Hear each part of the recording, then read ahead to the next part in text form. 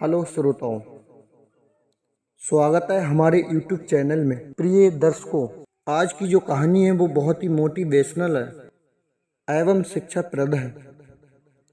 आज की कहानी में हम जानेंगे कि आखिर क्यों किया एक ऋषि ने अपनी ही बेटी के साथ संभोग।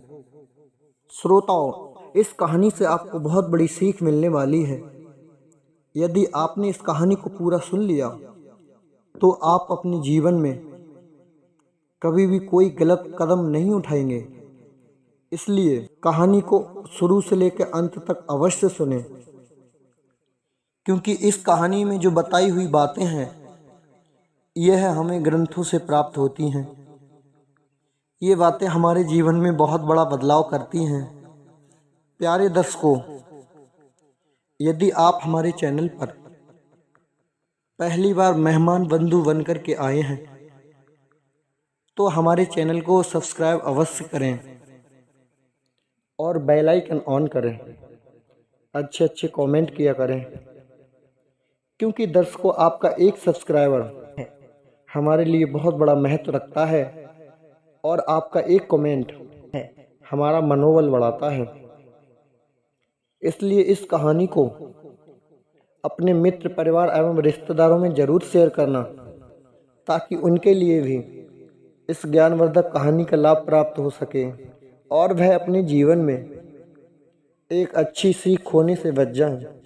तो आइए दर्शकों, आपका कीमती समय नष्ट ना करते हुए बात करते हैं हम कहानी की तरफ।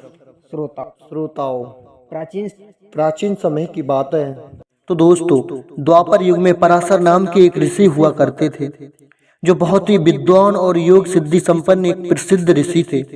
कहा जाता है कि ऋषि पराशर एक दिन यमुना पार करने के लिए नाव पर सवार हुए। भाग्यवश उस दिन वह नाव मछुआरे धीमर की जगह उसकी पुत्री सत्यवती चला रही थी। निषाद पुत्री सत्यवती देखने में बहुत ही सुंदर थी। ऋषि पराशर उसके रूप और यौवन को देखकर उस पर मोहित हो गए और उन्होंने निषाद कन्या सत्यवती से प्रेम करने की इच्छा जताई। लेकिन सत्यवती ने साफ मना कर दिया और कहा कि ये तो धर्म के विरुद्ध है। विवाह से पहले मैं ऐसा अनैतिक कार्य नहीं करूंगी।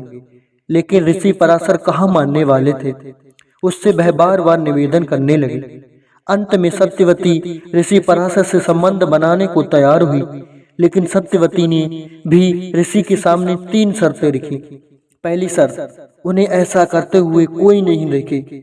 ऐसे में तुरंत ऋषि पराशर ने एक कृत्रिम आवरण बना दिया। दूसरी शर्त यह कि उनकी कौमारता किसी भी हालत में भंग नहीं होनी चाहिए। ऐसे में ऋषि ने आश्वासन दिया कि बच्चे के जन्म के बाद उसकी कौमारता पहले जैसी हो जाएगी। तीसरी शर्त, वह चाहते थे कि उसकी मछली जैसी दुर्गंध एक उत्तम सुगंध में बदल जाए। तब पराशर ऋषि ने उसके चारों ओर एक सुगंध का वातावरण निर्मित कर दिया, जिससे कि 9 मील दूर से भी महसूस किया जा सकता था। उक्त 3 शर्तों को पूरा करने के बाद सत्यवती और ऋषि पराशर ने नाव में ही स्वागरात मनाई। इसके परिणाम स्वरूप उनसे एक पुत्र हुआ, जिसका नाम कृष्ण द्वैपायन रखा। यही पुत्र आगे चलकर महर्षि वेद व्यास के नाम से प्रसिद्ध हुआ। तो दोस्तों, हमारी वीडियो कैसे लगी चैनल में कमेंट करके जरूर बताएं। तो दोस्तों,